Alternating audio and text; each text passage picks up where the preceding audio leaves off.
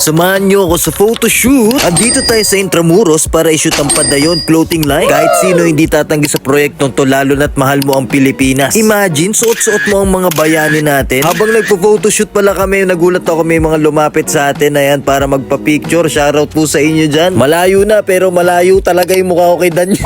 Kung mapapansin nyo yung fitting ng shirt, talagang maganda. Lalo na yung sa neckline, pare, talagang swak na swak sa'yo. Hindi mo na kailangan pumunta ng bundok para makita siya. Dala-dala mo na siya. Alam nyo ba na sila Pula-Po ang tumalo kay Balmol?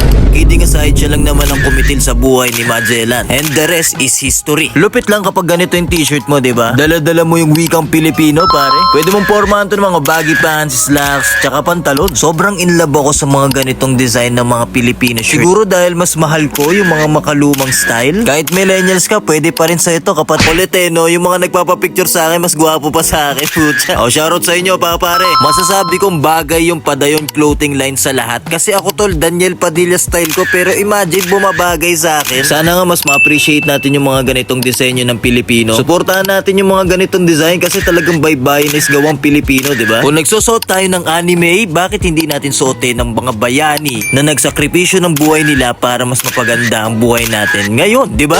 Sa mga may gustong bumili, search nyo lang pala padayon.com or i-follow nyo na rin ang kanilang mga social media accounts. Gusto mo magpa-promote ng business, i-message nyo na lang po ako dyan. Shoutout din pala sa photographer natin at sa mga nagpa-picture dyan. Maraming salamat, Intramuros. That's it, mwah!